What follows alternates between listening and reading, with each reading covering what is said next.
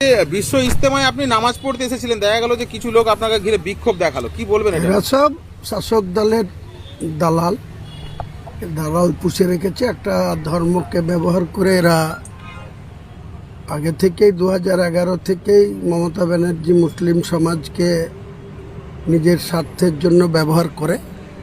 আজকে একটা দৃষ্টান্ত পাওয়া গেল, যেখানকার ধনেখালির যে এমএলএ বিধায়িকা অসীমা পাত্র, তার কিছু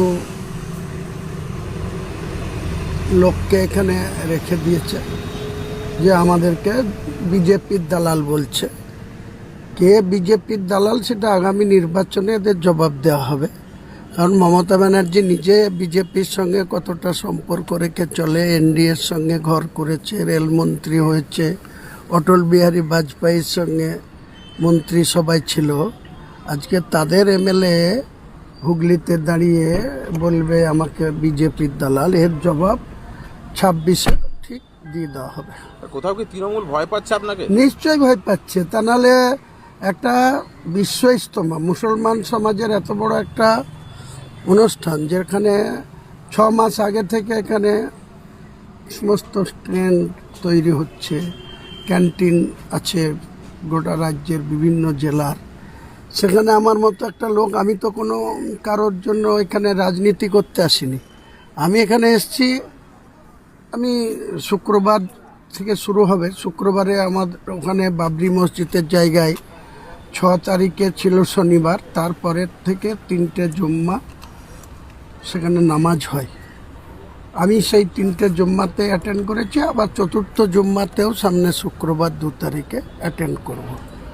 তো স্বাভাবিকভাবেই আমি আজকে বুধবার 31 তারিখে, আমার কাছে আগে থেকে খবর ছিল যে 1 তারিখ বা 2 তারিখ থেকে কোনো গাড়ি ওখানে প্রবেশ করতে দেবে না। তো আমার পক্ষে তো 5 কিলোমিটার 7 কিলোমিটার হেঁটে ওখানে যাওয়া সম্ভব নয়, তাই আমি এসেছিলাম জোহরের নামাজ পড়তে। একজন মুসলমান ব্যক্তি, সে এতটাই মুনাফেক, আমার মনে হয় ডিং ফিং করেছিল। সে আপনারা দেখলেন যে সে কী ধরনের অভদ্রতা, সেখানে গাড়ির সামনে দাঁড়িয়ে বলছে যে ঢুকতে দেবো না। বাংলাটা কি কারো বাবার সম্পত্তি নাকি যে কোনো জেলায় কেউ কাউকে ঢুকতে দেবে না? আমাকে বলা হচ্ছে ডাইরেক্ট যে বিজেপির দালাল। মমতা ব্যানার্জি কার দালাল?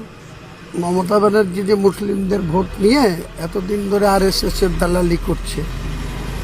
যখন মমতা ব্যানার্জি ক্ষমতায় এসেছিল তখন 558টা আরএসএসের অফিস ছিল, আজকে 12,000 আরএসএসের শাখা অফিস হয়েছে গোটা রাজ্যে। তাহলে কে কার দালাল আগামী দিনে নির্বাচনের টাইমে ঠিক বুঝিয়ে দেওয়া হবে। এটা কি মুসলিম সম্প্রদায়ের কাছে কি একটা বার্তা যাবে যে আপনাকে ঢুকতে দেওয়া হলো না? একজন মুসলিম সমাজের মধ্যে আজও শুনেন, আমাদের ইসলামকে শেষ নবী আমাদের হজরত মোহাম্মদ মুস্তফা সাল্লাল্লাহু আলাইহি সাল্লাম এই কোরআনকে তিনার টাইমে মহান আল্লাহ তাআলা নাজিল করেছে। সেই কোরআন মোতাবেক গোটা বিশ্বের মুসলিম চলে। তার মধ্যে 10 থেকে 20% মুসলমানদের মধ্যে আবু জেহেল আছে, মুনাফেক আছে। তারা মুনাফেকই করবে। তো এই যারা মুনাফেক, তারা বর্তমান শাসক দলের হয়ে কাজ করছে। শাসক দল কতদিন থাকে? 34 বছরের বাম জামানা ছিল, এরকম কিছু মুনাফেক ছিল।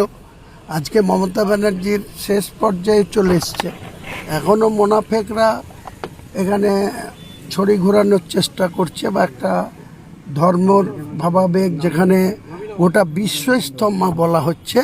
তাহলে আমি তো বাংলার মুর্শিদাবাদের একজন, আমারও অধিকার আছে এখানে নামাজ পড়তে আসা। সেখানে বাধা দিচ্ছে, আমাকে বিজেপির দালাল বলা হচ্ছে। এখান থেকে তো বোঝা যায় যেখানে টিএমসি হুমায়ুন কবিরকে ভয় পেয়েছে। তা নাহলে হুমায়ুন কবিরের সম্বন্ধে এই ধরনের উক্তি করার তো অনেক জায়গা আছে।